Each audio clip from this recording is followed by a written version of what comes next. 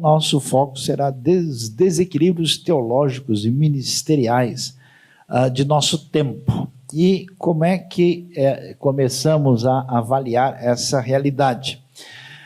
O desequilíbrio, curiosamente, é um tema pertinente à realidade da igreja primitiva. Se nós formos observar a literatura neotestamentária, grande parte do que nós encontramos ali é uma proposta, especialmente do apóstolo Paulo, mas também das cartas gerais, de tentar trazer aquelas comunidades cristãs do primeiro século a uma compreensão mais adequada de como é que deveria ser a caminhada cristã, o entendimento da fé. Então nós temos apelos de natureza prática, de perfil ético, de perfil doutrinário. Então, vamos assim dizer, estamos diante de um tema que é uma realidade pertinente, não só de hoje. E quando nós pensamos sobre esse assunto, o que fica muito nítido na nossa percepção? Os desafios passam pelo caminho como nós construímos teologia, e sendo a nossa caminhada sintonizada com a tradição da Convenção Batista Brasileira, das igrejas batistas, da tradição da Reforma. É claro que a nossa referência envolve nitidamente a Escritura. Então, como é que se constrói teologia em sintonia com a Escritura? O desafio filosófico. Eu tenho uma impressão que nós estamos passando por um período, se é que a gente pode dizer assim, de fragmentação da educação, né? Nesse mundo pós-iluminista, nós temos cada vez, aparentemente, mais presente um óculos segmentador da realidade, né? O corte dos frios da nossa padaria filosófica é sempre um corte menor, as fatias são finíssimas, né? Então, essa percepção, ela se afasta de uma educação histórica, por exemplo, de humanidades, onde você tinha que lidar com história, com filosofia, com perspectivas culturais diferentes, ou aquele lado, assim, vamos dizer, de uma herança medieval sintetizadora, mas num caminho de um enfoque globalizador do conhecimento. Estamos hoje diante de um elemento muito mais fragmentado. E diante disso, o caminho da história da filosofia, conscientemente ou não, traz para nós uma abordagem, vamos dizer, teológica com um sabor específico. É mais ou menos quando você toma aquele suco de laranja que tinha morango ou melancia no fundo. Você toma, mas esse gosto aqui que eu estou sentindo, de onde vem? Né? Então nós temos aí vários sabores filosóficos inconscientes na construção teológica de muita gente. Às vezes é inconsciente, às vezes o suco é inteiro de morango e a pessoa está plenamente consciente disso. Outra coisa que passa por isso, pela questão, e é importante, é a questão de identidade e cultura. Bastante comum, né, a gente pensar em teologia do ponto de vista, vamos dizer, da tradição mais histórica e sistemática da tentativa de apresentação do modelo teológico ideal, e com uma interação muito limitada com a noção, com a percepção de identidade e de cultura, que, aliás, é uma referência que acaba tendo um impacto significativo, especialmente no contexto do mundo contemporâneo. Outra coisa que é necessariamente pertinente a essa discussão é a realidade social.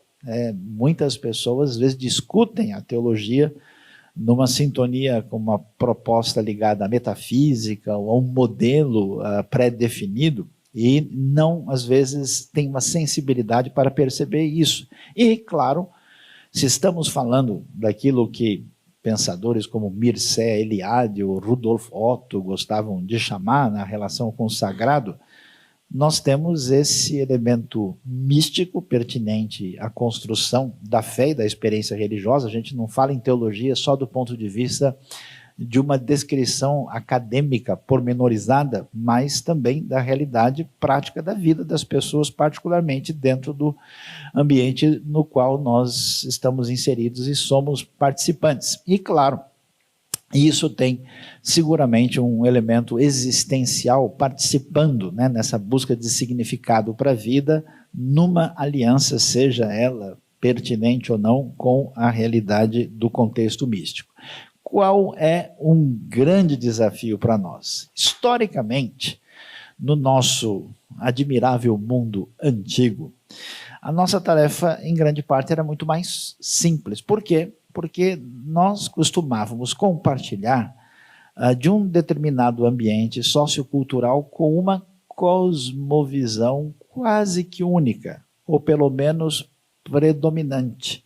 Então, se nós estivéssemos numa realidade, por exemplo, europeia de 2 séculos atrás, a gente teria quase todo mundo pensando de maneira semelhante. Isso também, né, era comum em outros ambientes. Nesse ambiente novo, com a troca de culturas, com a interação cada vez mais globalizante, com uma multiplicação dos meios de comunicação, nós estamos nesse ambiente politribal dentro dos nossos contextos sociais e religiosos. Isso significa, traduzindo para o português claro, que no ambiente onde você ministra, quer você esteja no que você vai chamar de uma igreja batista ou numa universidade ou no ambiente de trabalho, você vai encontrar gente cuja cosmovisão é predominantemente marcada pelo secularismo, que rompe com a pertinência do sagrado no que diz respeito à experiência humana.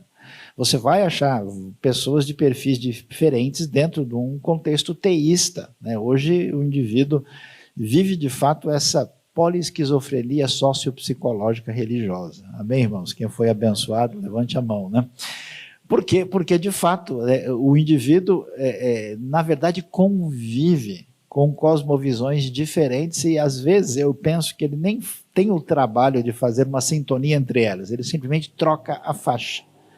Ele coloca, né, aqui ele funciona com essa, ali ele funciona com a outra, e aí ele permite um passeio interno dentro de si mesmo, né, para ver onde é que ele vai conseguir chegar. E, ao mesmo tempo, você tem pessoas que vivem no universo animista. Então, numa simples congregação religiosa, você tem gente que tem uma compreensão secular, muitas vezes agnóstica em relação à realidade. Você tem gente de perfil extremamente animista, que acha que um determinado bicho dá azar e ele não passa debaixo da escada para que as coisas, né, possam funcionar bem, e gente de perfil teísta, acontece de encontrar também, né? Mas então a gente tem esse cenário diante de nós.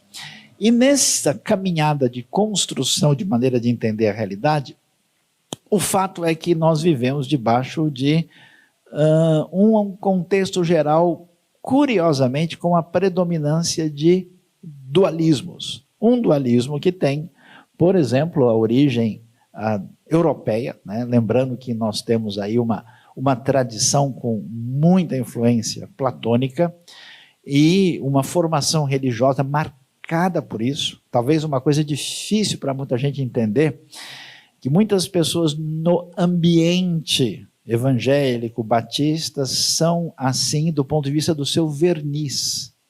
Mas a sua constituição interna, a sua visão de realidade, muitas vezes tem outros perfis, né? E esse mundo dualista, né? Esse mundo da carne e do espírito, esse mundo da realidade, vamos dizer, superior, ele está presente em grande parte, talvez seja uma das razões porque, por exemplo, o nosso meio protestante brasileiro tem pouca pertinência de transformação da realidade e da cultura, porque nós entendemos que espiritualidade maior é sempre um distanciamento disso.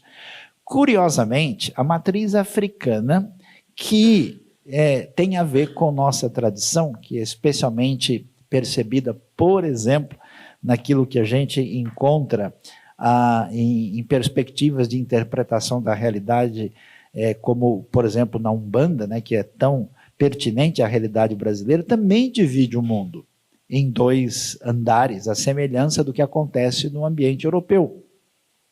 Você tem o Orum e o Ayé. Você tem a realidade espiritual em oposição à realidade física, o mundo estrutural e o mundo etérico.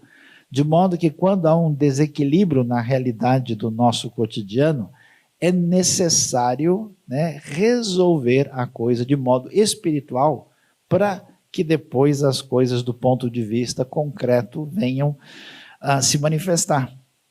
E, ao mesmo tempo em que esse paradigma de divisão da realidade, esse paradigma que faz parte de quase de uma percepção mística inconsciente de grande parte da nossa população, hoje é bastante atingida por aquilo que nós podemos definir como o secularismo, né, que tem a ver com o desdobramento de uma cultura racionalista e iluminista altamente crítica de certos ambientes da Europa, que trouxeram uma maneira de romper com a possibilidade de qualquer conexão com o sagrado como pertinente à experiência humana. Então, de qualquer forma, percebam que a separação entre natureza, e depende de que nome vocês vão querer dar, vocês vão orar para Deus revelar qual nome, né?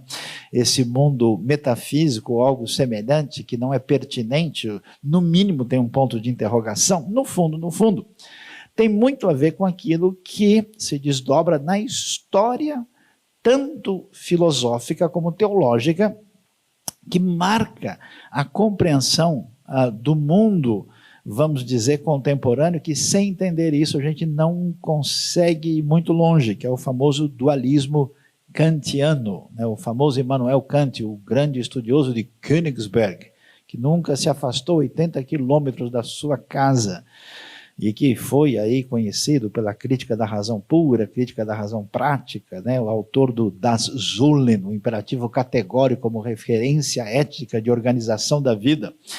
O que fica marcado a partir de Kant é a ideia de que, de fato, a coisa em si, o noumenon, como ele costumava dizer, é inacessível.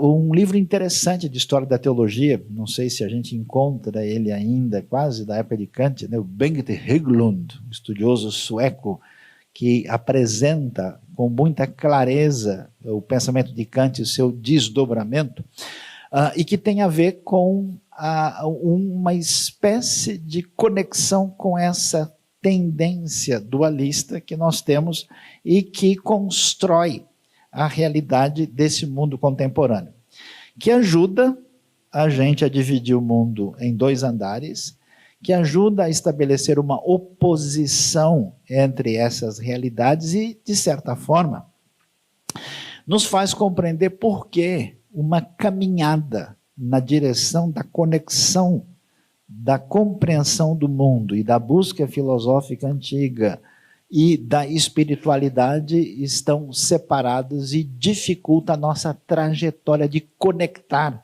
as realidades, favorecendo um caminho de polarização, de distanciamento de perspectivas e, de certa forma, explica o que nós temos no mundo contemporâneo. Se temos essa influência na história do pensamento filosófico e teológico, que vão marcar muito da nossa cultura, do ponto de vista da nossa, vamos dizer, construção teológica e até mesmo denominacional, nós temos o quê? Uma herança que tem a ver com a reforma. Muitos batistas, você sabe que existem batistas e baptistas, né? Os baptistas, que são baptistas de raiz, geralmente até dizem, olha, nós baptistas não somos protestantes, nós somos diferentes, nossa situação é outra. E de certa forma tem lá sua razão esse argumento, por razões históricas e outras questões, mas querendo ou não, a configuração da construção da teologia fundamental da reforma faz parte da tradição, quer a gente queira, quer não.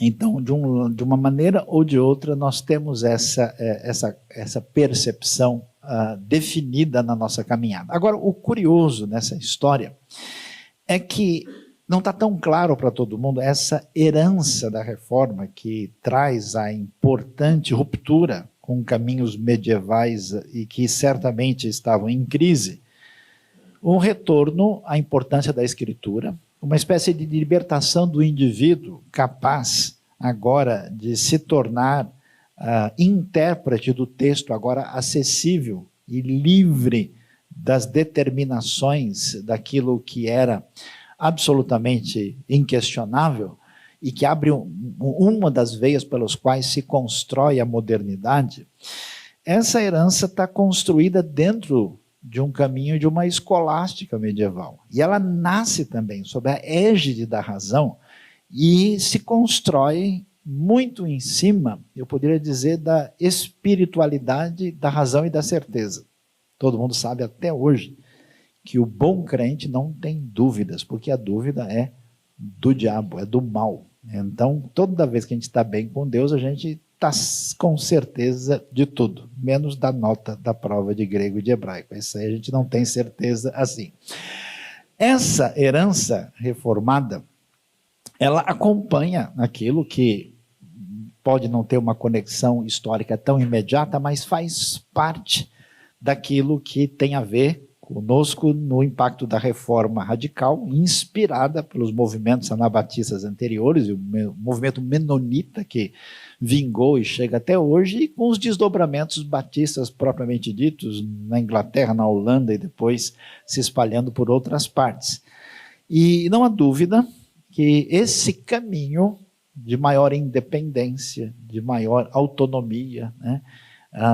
Como diria o professor Dr. Israel Belo de Azevedo, da celebração do indivíduo, fazem parte dessa construção que certamente vai chegar até nós, que está marcada então por esse caminho de construção da modernidade que acaba adoecendo no sentido das suas expectativas de certeza, que acaba fazendo parte desse edifício de busca de segurança teológica e, ao mesmo tempo, de liberdade de interpretação do texto da reforma e com uma pitada maior de autonomia e de individualidade que funciona basicamente como uma pimenta mais forte no caldo da reforma que chega até nós. Diante disso, o que acontece? Especialmente do ponto de vista da construção histórica, nós temos um caminho difícil, que é um caminho da igreja reagindo no que diz respeito à realidade do mundo secular, do mundo novo que nós enfrentamos e que tem sido um grande desafio. E é curioso que esse mundo de polarizações, esse mundo que caminha na discussão, né, do acessível, o não acessível, do mais espiritual, o não espiritual, espiritualidade concreta ou ligada a uma inspiração metafísica, nós temos um caminho interessante que o mundo contemporâneo com o secularismo trouxe uma caminhada para a igreja e que faz parte do nosso entendimento de acomodação aquilo que o universo secular parecia apresentar como um desafio maior. Isso aí depende, né? Esses rótulos são difíceis da gente colocar, depois se vocês quiserem trocar, fiquem à vontade. Aquilo que muitos chamaram de protestantismo liberal, hoje alguns chamam de protestantismo progressista, ou protestantismo, vamos dizer, de perfil, de reação que entende que as percepções da realidade desse mundo que o pensamento secular trouxe exige uma reformulação da leitura bíblica a partir dessas referências consideradas fundamentais. Por outro lado, é curioso isso, ao mesmo tempo em que esse triunfo da razão, e da razão especialmente questionada, traz essa exigência de um lado, do outro lado você tem o que a gente pode chamar de uma reação do perfil fundamentalista, ultraconservador, que ao mesmo tempo trata dessa realidade da imposição secular de uma maneira em que busca, vamos dizer, o apoio da razão, da certeza, da delimitação como grande aliado da fé. E isso faz parte da construção de muito daquilo que a gente chama de evangelicalismo. O curioso é que a maneira como os dois pensamentos se construíram, apesar de estarem numa certa relação de oposição, tem muitas semelhanças na maneira de apresentar a sua forma de argumentar em relação à construção teológica. E, além disso, esse mundo secular passa, né, por um caminho que envolve uma mudança de cenário de um velho paradigma do mundo moderno, predominantemente cartesiano, iluminista, para esse novo paradigma pós-moderno, onde isso é questionado, e de uma maneira tal que a gente se encontra em dificuldades para poder caminhar em relação a isso. O que acontece, né? Esse é um drama de grande parte do chamado evangelicalismo conservador, por exemplo, né? Por quê? Porque ele tem a sua estrutura de segurança num tipo de construção teológica principalmente feita no século XVI e XVII. E, apesar dos muitos pontos importantes que precisam ser observados e considerados, a dinâmica da mudança de pensamento, da mudança histórica, traz desafios tais que a única maneira de lidar com tudo isso, muitas vezes, é refugiar-se num projeto de preteritofilia e numa espécie de segurança dizendo, daqui para frente a gente não vai mais, né? E aí, então, se sente uma segurança que até conforta muita gente, mas tem muito pouca possibilidade de caminhar de modo promissor dentro do ambiente onde nós estamos inseridos hoje. A gente observa uma coisa que quem anda por diversos países europeus, certas áreas da América do Norte, onde muitas igrejas fecharam e já não existem mais, tanto igrejas que se renderam ao secularismo de maneira absolutamente irrefletida, como grupos extremamente fechados que também não conseguiram fazer essa lição de casa na conversa com o novo jeito de ser e de pensar. Diante disso, eu sei que vocês estão ficando chateados, mas eu prometo que vai melhorar daqui a pouco, né? Nós estamos num negócio muito estranho, que ninguém nunca entendeu até hoje, chamado Brasil. O Brasil é a coisa mais diferente que existe nesse planeta. E é diferente porque Portugal já era diferente na Europa, já é um país que tem uma construção peculiar, tem uma história distinta de construção com diversas etnias, um primeiro estado secular que foi grande, e tem vários elementos que não são pertinentes, mas esse Brasil continental, formado por portugueses, indígenas, africanos e imigrantes da Europa, Ásia e América do Norte. Itália, Alemanha, Portugal, Espanha, Líbano, Síria, Japão e Coreia marcam a imigração nos últimos anos. A gente sabe que o Brasil recebeu muitos chineses, haitianos, bolivianos, venezuelanos e sírios mais recentes, diferentes da imigração antiga. E nós temos o desafio da brasilidade. Por que isso é muito significativo? Porque preste atenção. A nossa construção de referência teológica, ela passa por um caminho de romantização do protestantismo histórico nosso, que é predominantemente um protestantismo que tem origem nos Estados Unidos, na Inglaterra, no país de Gales, na Escócia, na Suíça, na Alemanha.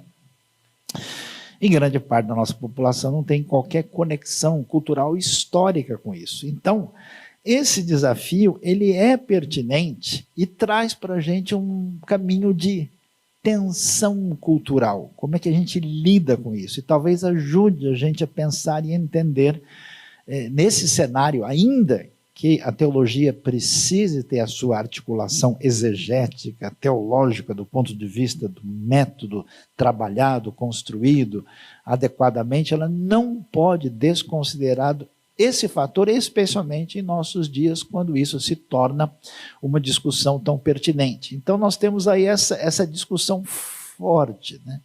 Que é absolutamente necessária, a tensão entre contextualização, ruptura e mudança da cultura. Qual é o caminho? A cultura nos coloca numa situação de que o cristão se opõe à cultura, ele é contra, né? Boa parte, né? Uma das grandes críticas ao movimento evangélico é que ele muitas vezes não é a favor de nada, é contra. Ele é contra qualquer coisa, é um movimento reativo, não tem proposta, não quer construir. fica esperando alguém fazer alguma coisa, ele é a teologia do zagueiro feroz. Ele fica na área só esperando o sujeito errar para ele quebrar a perna dele. Então, é complicado, né? O cristão da cultura, né, que reflete aquilo que faz parte dessa realidade, o cristão que se coloca acima da cultura, ou o cristão que estabelece uma relação de paradoxo com a cultura, ou o cristão como agente transformador da cultura. É claro que nenhum desses elementos é absoluto. Sem dúvida, a fé cristã tem um paradigma tal que vai confrontar a cultura.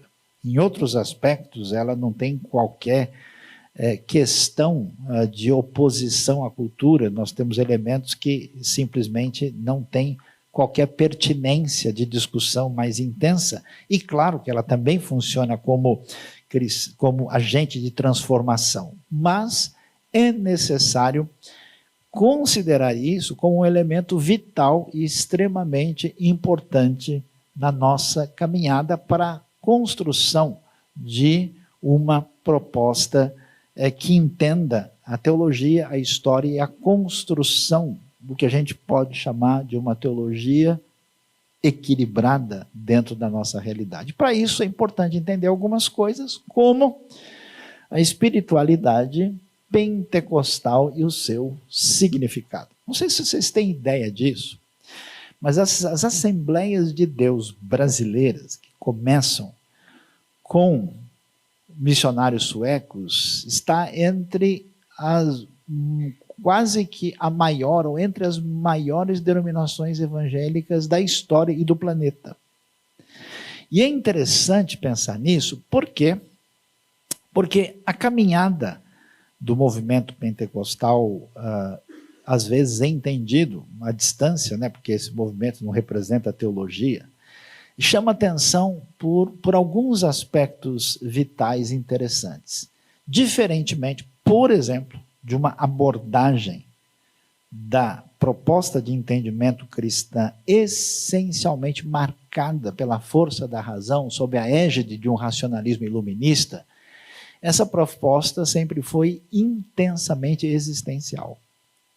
A ideia era do encontro profundo e até para a maior parte dos brasileiros que não compartilhavam de uma percepção europeia da realidade, ao entender ou ao receber uma percepção do universo da fé a partir de uma experiência intensa de ressignificação da vida à luz do Evangelho e de reconstrução da realidade, teve um impacto que, historicamente, boa parte das denominações do contexto tradicional nunca entenderam muito bem. Mas, surpreendentemente, esses movimentos, a gente tem o Luiz de Francescon, da Congregação Cristã, que eu peço desculpas por apenas mencionar, porque aí seria uma outra aula, um tanto mais demorada, porque é um outro fator peculiar, mas deve nos chamar a atenção no sentido de entender por que, num certo sentido, esse tipo de espiritualidade teve um impacto muito grande dentro da realidade brasileira e faz parte de uma espécie de construção de brasilidade no eixo religioso. E a gente não vai entender muita coisa sem passar por isso. Por incrível que pareça, um dos maiores estudiosos desse assunto foi um suíço chamado Hollenweger, estudioso que escreveu uma enciclopédia gigante a respeito do movimento pentecostal no mundo, incluindo a experiência brasileira. E aqui, eu sei que você precisa de uma oração forte para entender, tá? O gráfico está, inclusive, em línguas estranhas aí, né? Mas ele vai mostrar para a gente uma coisa curiosa e que é muito pertinente para a nossa realidade. Por exemplo, o movimento pentecostal, quando começa na América do Norte, ele representa uma relação de tensão promissora entre as igrejas afro-americanas e as igrejas americanas tradicionais anglo-saxãs. É no pentecostalismo que as barreiras raciais vão ser primeiramente vencidas. William Seymour é uma das referências nessa caminhada. E ele coloca, né, a tradição religiosa afro-americana, né, afro-americana, que tem a ver com essa cultura de base que encontra, a partir da espiritualidade wesleyana metodista, que bebeu de fonte católica e da reforma, e faz parte do movimento Holiness, que não se entende a tradição pentecostal sem esse movimento, e com uma série de elementos que dificilmente a gente consegue separar nessa salada de fruta bem diversificada, né? Tem desde morango a limão, goiaba e manga bem doce. Então tem elemento católico, evangélico, crítico, ecumênico, dá origem, né, a esse pentecostalismo, que acaba depois por um processo de fragilização desse pensamento racional iluminista, fazendo com que as igrejas históricas não tenham como conter a onda daquilo que vai ser entendido como movimentos de renovação. Isso é importante para a gente entender que, de certa forma, esse é um fenômeno religioso, social, que se desdobra nos nossos ambientes, mas é uma das marcas definidas da própria cultura. Surpreendentemente, surge um mundo diferente nesse cenário. Em vez de depender do contexto do movimento Holiness, essa, digamos, caminhada de uma espiritualidade intensa encontra um mundo que interpreta a vida muito em função do sucesso do pensamento ligado ao capital. O que significa isso? Significa que, diferentemente dessa separação, desse distanciamento que a gente tinha, né? que é uma separação entre espiritual e não espiritual, agora não. Agora esse elemento vai ser englobado. O indivíduo não busca mais uma espiritualidade para fugir, vamos dizer, entre aspas, do mundo, mas para conquistá-lo. E tudo aquilo que o pensamento triunfante do neoliberalismo, do mundo do capital, parece oferecer como alternativa de vida considerada melhor, agora é incluído na espiritualidade e destinada aos menos favorecidos. E surge, no final da década de 70, aquilo que a gente conhece como teologia da prosperidade, e precisa ser estudado e entendido, e bem de perto, porque isso atinge diretamente a vida de milhões de pessoas, especialmente na realidade brasileira. E aí você vai ter o que eu gostaria de chamar aqui, né, essa conexão que eu diria que seria inesperada 1 ou 2 décadas antes, entre o místico e o capital. E isso é um desafio, né, e muito grande para as igrejas históricas, mas é uma lição de casa que precisa ser entendida, porque, num certo sentido, apesar de toda a crítica pertinente a este movimento, o seu apelo maior está no fato de que o indivíduo parece crer na possibilidade de superação de um fatalismo socioeconômico a partir de um elemento inspirador dentro dessa nova espiritualidade que, inclusive, no meu entender, é um rompimento, uma ruptura em relação ao pentecostalismo anterior. Tudo isso passa por um caminho de busca de espiritualidade intensa, de busca de uma condição de vida que represente uma espécie de caminhada adequada perante Deus e a vida, e no refinamento do entendimento da sua própria identidade. O que isso traz para a gente? Uma coisa curiosa, chamada o apelo do judaico. Quando alguém ouve isso, e fala, mas tudo aí, tem um monte de gente maluca aí, que agora está querendo virar judeu. E parece apenas uma questão de meramente legalismo, de pensamento, mas a coisa é muito além disso. O que acontece? Na nossa tradição histórica, nós temos a percepção da nossa origem de fé ligada à inspiração da Europa e da América do Norte. Grande parte dessa população brasileira comum não tem essas conexões, nem históricas, nem culturais. Mas, de repente, o indivíduo descobre que o sobrenome dele é Pereira, é Ferreira, é Oliveira. E alguém já disse que, no fundo, ele tem uma origem judaica. Então, ele que nunca teve um verdadeiro pedigree reformado, um pedigree extraordinário, diz, olha, eu sou parente de Abraão. E Abraão é pouco, sou parente de Jesus. O primo aí, talvez um pouco distante, que houve nesse negócio, e tem essa história do Brasil, os cristãos novos, quer saber de uma coisa? Eu vou achar essa raiz importante que tem um aspecto fundamental, porque nós não temos herança histórica suficiente. Nós não temos raízes que parecem, vamos dizer, nos trazer uma inspiração maior. Então, essa busca, ela passa por um caminho que a idealização do mundo, por exemplo, anglo-americano, o germânico, ela é trocada por uma idealização de Israel. A herança teológica predominante na construção do evangelicalismo brasileiro, ela foi de perfil dispensacionalista scofieldiano, que, por definição, dava a Israel um lugar muito peculiar na construção escatológica.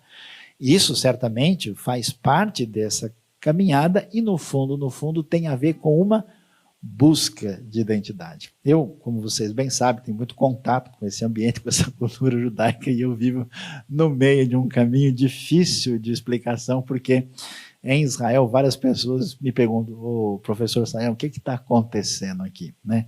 Por que essas pessoas estão fazendo isso? E aí explicar um para o outro e o outro para um é um desafio que não funciona nem em hebraico, nem em português, nem em qualquer língua. Né? Uma das últimas novidades curiosas é o talit cor-de-rosa para mulheres fazerem oração em hebraico. E os judeus até hoje não conseguem entender o que está acontecendo. Esse ambiente da realidade brasileira, que é pertinente a essa discussão, trouxe uma discussão muito importante que envolve a questão da teologia e o enfoque social.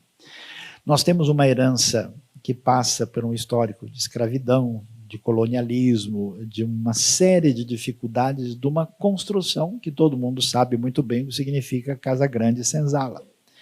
E como esse ambiente de convivência social tem uma série de elementos que devem ser superados e que isso não é fato conseguido.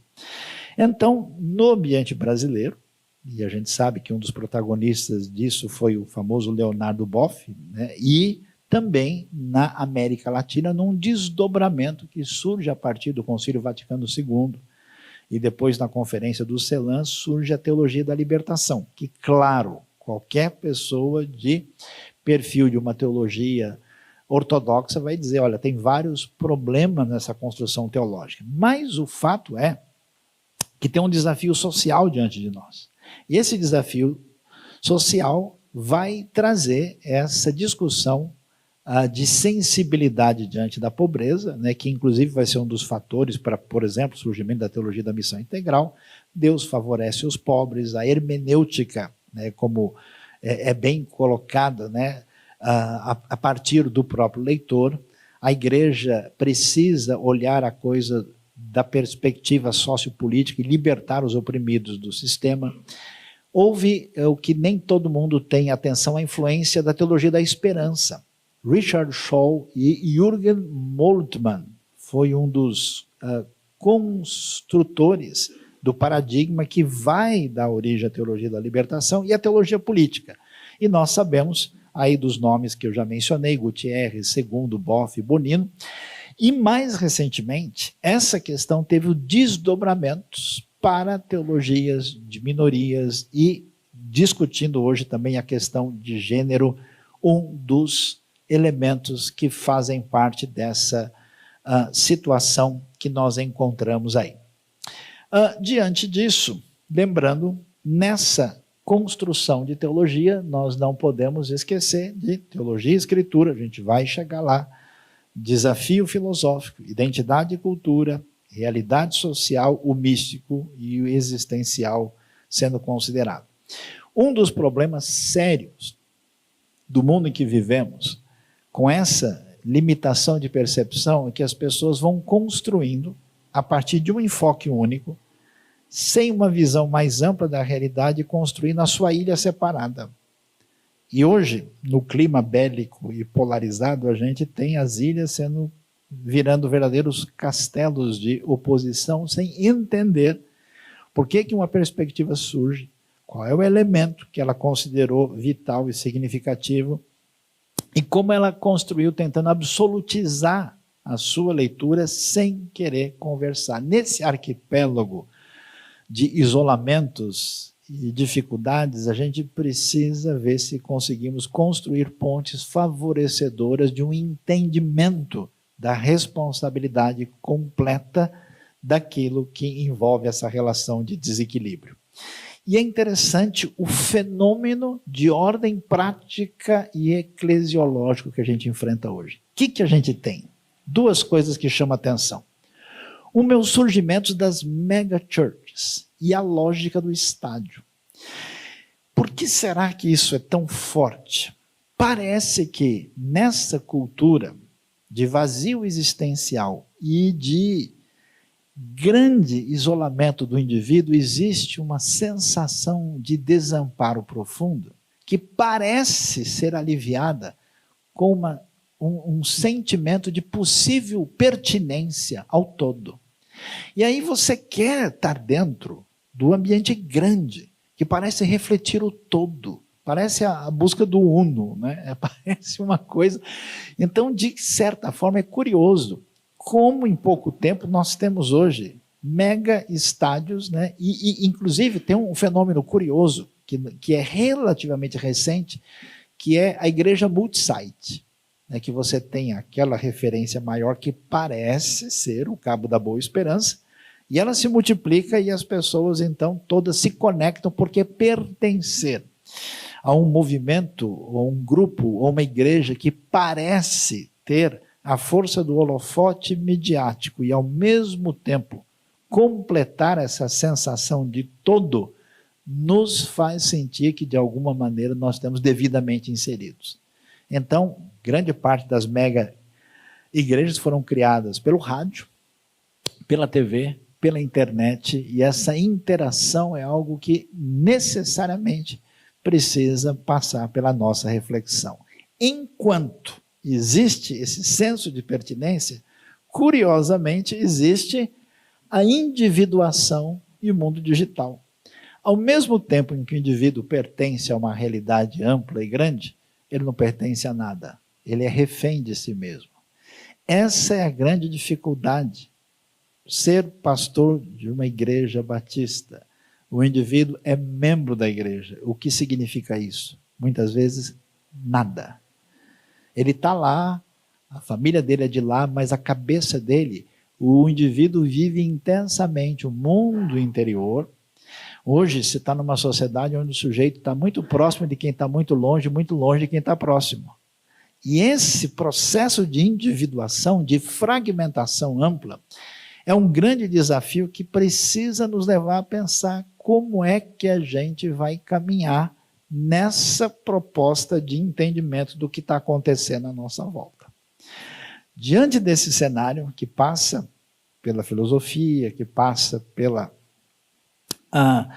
construção da teologia, que passa pela realidade cultural e pela realidade brasileira e por esses fenômenos sociomediáticos, a gente dá um resumo aqui mais ou menos do que desequilíbrios principais estão presentes diante da realidade.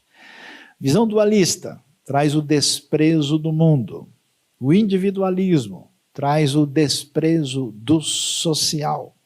A religião de mercado, que é uma verdadeira rendição a Mamon, traz, acho que, o desprezo de tudo. O misticismo, o desprezo da razão e da teologia. O denominacionalismo, o desprezo da unidade, das relações de proximidade com outros que poderiam construir junto. O formalismo e o tradicionalismo, o desprezo do criativo. Uma coisa curiosa como a gente vai ver, por exemplo, na reforma, quando ela surge com uma força de construção artística. Você tem pintores, você tem literatos. Hoje você tem um movimento religioso que parece não construir muito. Crise de ética, desprezo da moral, alienação, desprezo do contexto e da realidade. Espiritualidade importada, desprezo da cultura. Isso faz parte de um processo de pasteurização da fé. A gente precisa achar o que foi que deu certo na Colômbia. O que deu certo na Coreia? O que deu certo na Alemanha? O que foi feito nos Estados Unidos? Pega o pacote e joga aqui dentro. Nem se importa com o que está... né? Eu me lembro que eu visitei uma grande igreja na América do Norte e eu vi um líder falando, queria entender o contexto, e ele diz, you have to unpack and repack everything you are hearing here. Quer dizer, você tem que desembrulhar e depois embrulhar, empacotar de novo tudo que você está aprendendo aqui. E parece que ninguém estava ouvindo esse conselho, simplesmente querendo comprar um pacote que parece pragmaticamente útil e jogá-lo no grande mercado religioso. Fatalismo. Interessante como tem surgido um tipo de mentalidade teológica mais conservadora que coloca como suprema a soberania divina. E, por definição, soberania divina é um fator teológico importante. A questão não é essa. É a questão como é que essa apropriação, em que ambiente ela cai. Historicamente, a tradição luso-brasileira sempre flertou com o fatalismo. Não tem jeito, é assim mesmo. Pau que nasce torto, morre torto. Não há o que fazer. Quando o mau uso da ideia da soberania de Deus cai numa população que tem receio de ser sujeito da história, de que tem receio de errar, de lidar com suas próprias escolhas indevidas, e entendendo que qualquer coisa que aconteceu no final das contas é responsabilidade e ação divina e ele não tem nada a ver com isso, esse resultado não sai da melhor maneira que poderia sair.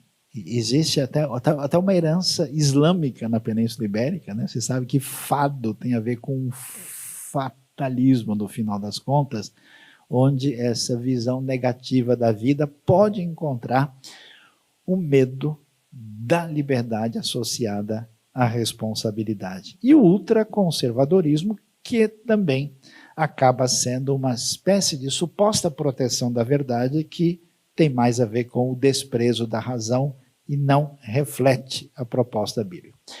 Portanto, a gente pergunta, de onde vem esse desequilíbrio? O desequilíbrio surge quando nos afastamos da referência bíblica. E referência bíblica aqui, leia-se o texto na sua amplitude, com a sua diversidade literária, com sua riqueza. E quando, né, nesse mundo limitado, a gente escolhe uma referência X e passa a fazer um corte limitador no texto, certamente seremos prejudicados. O desequilíbrio surge quando a igreja prioriza o secundário. Isso aqui é a primeira igreja do Twitter, um lugar para todo mundo pregar, né? Ou seja, é curioso como coisas vitais e essenciais da fé, elementos dos quais não se abre mão, passam para segundo plano e as pessoas começam a brigar e a discutir coisas absolutamente secundárias. O desequilíbrio surge quando a igreja polariza uma ênfase da fé. A questão não é simplesmente se aquele tema tem pertinência ou valor. O problema é como ele serve de arma de conflito. Vocês sabem, eu viajei por mais de 20 países europeus. Uma das coisas, quando você começa a conversar com essas pessoas e tenta falar um pouquinho da fé, imediatamente eles dizem, como isso pode ser sério se aqui na nossa história tanta gente matou o outro por causa de um determinado pensamento A ou B.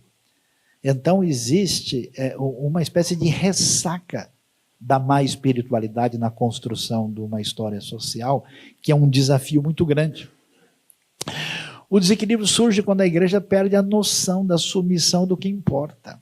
Quer dizer, as referências mais importantes da fé, a referência da Escritura, a referência da missão, aquilo que é paradigma de amar Deus, amar Cristo, amar o próximo, começa a perder relevância e as pessoas passam a levantar outras bandeiras e nós não temos diretriz. E esse desequilíbrio surge quando a igreja se degladia e perde relevância no mundo. Conversando com pessoas seculares e de certa forma distanciadas da realidade da igreja, eles têm a seguinte impressão, ao que me parece, que aqui está um grupo de pessoas que se entende como um grupo de pessoas especiais em relação ao mundo, que não está nem um pouco preocupado com o sofrimento e com a dificuldade que as pessoas têm à sua volta, e eles não têm intenção de fazer nada em benefício da comunidade.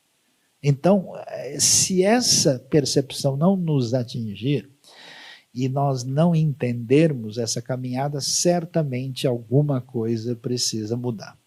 E para finalizar, eu queria apenas destacar uma tentativa de apresentar aqui uma conversa do passado com tendências de hoje e o que a gente pode imaginar como um caminho de vitória sobre os desequilíbrios, o que seria uma igreja focalizada na missão. Uma igreja que apenas repete o passado, que apenas entende que devemos pensar numa tradição denominacional, ela escolhe o seu pastor como um capelão, os membros serão pacientes necessitados, o papel do pastor é consolar as pessoas e que se espera que ele faça visitação. Somos um pequeno povo muito feliz, e é isso. Uma igreja que se rendeu ao admirável mundo novo se tornou uma igreja empresa, que agora ela olha para a sociedade consumista e o pastor não precisa entender teologia, fazer cursos com o professor Jonas, Kenji, aí Marcos, William, States, não tem necessidade de Luciano, Saião, tudo é perda de tempo. Você tem que entender de gestão. Você é o CEO do Senhor, né? Os membros são clientes que precisam ser satisfeitos. E o papel do pastor é causar impacto emocional e social. E a expectativa são grandes reuniões, eventos para arrebanhar essas pessoas. Outras igrejas se tornaram predominantemente políticas, fazendo uma leitura da teologia exclusivamente de perfil sociológico. Então elas acabam tendo uma visão partidária, seja de qualquer tipo. O pastor se torna um político de massa, os membros são ativistas, hoje, nesse ambiente que nós temos, está muito presente. O papel é mobilizar membros para causas escolhidas e se espera que ele tenha articulação nessa área. Em vez de ver a igreja na sua condição, na sua natureza de estar comprometida com a missão, onde se vê o pastor, conforme Efésios 4, como mentor e mestre, os membros devem ser discípulos e seguidores, não meramente associados. O pastor deveria ensinar, equipar e treinar. Inclusive, na eclesiologia neotestamentária, você tem, na verdade, o presbitério, né? Você tem o grupo de pessoas e não um indivíduo, não o coronel de Cristo que determina tudo. E a expectativa é ensino para capacitação. Diante da realidade do mundo à nossa volta, a igreja que se coloca como mero hospital, tudo que tem lá fora é inimigo da fé, é o mundo. Nós não podemos, eu fico pensando, um dia eu estava, inclusive, gravando um determinado programa e o indivíduo foi me gravar e eu resolvi fazer uma reflexão sobre a música do Scorpions, Still Loving You. E aí o indivíduo falou, mas eu não posso, na minha comunidade é proibido ouvir música do mundo. Eu falei, mas essa música tem uma mensagem muito boa. Melhor o hino nacional, que diz que a gente tem a pátria amada e idolatrada, salve, salve. E que a gente deve colocar o peito à própria morte. Eu acho que o Still Loving You, nesse aspecto, está um pouquinho mais razoável, na minha percepção. Pode estar errado, mas eu acho assim. Mas qualquer coisa que não for do ambiente interno é inimigo.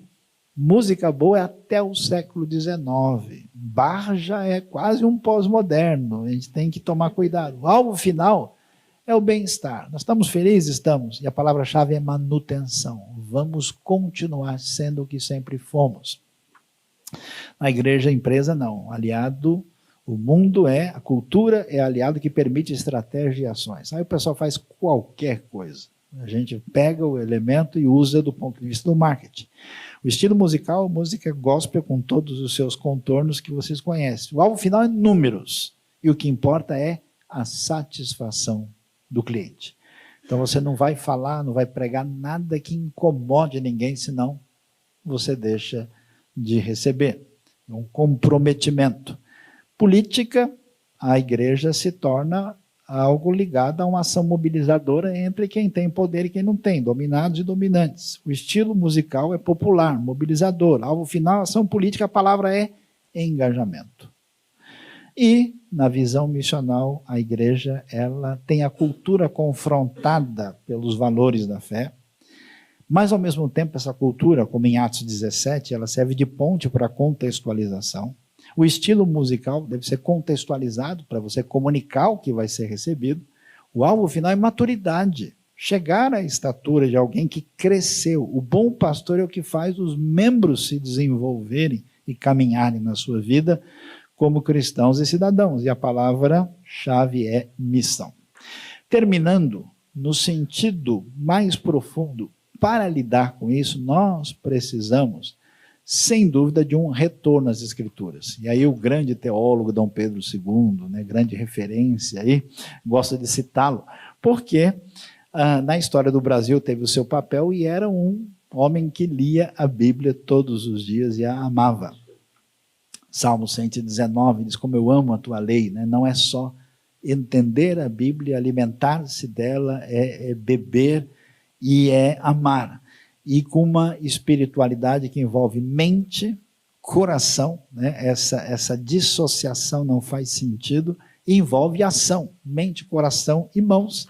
E, por último, para refletirmos a proposta que envolve a chegada do reino de Deus. A proposta do reino é ser sal e luz, seu desafio para nós na construção de teologia que se desdobra em prática. Isso envolve reflexão contra todo obscurantismo e postura negativa, missão contra uma atitude de renúncia à responsabilidade, espiritualidade, claro, porque não é porque você está fazendo teologia na faculdade, você agora está lendo livros complicados e se tornou um pensador, que você pode abrir mão da sua espiritualidade e devoção diante de Deus, e compaixão, que é graça concreta diante de quem sofre. Que Deus nos abençoe nessa noite. Amém.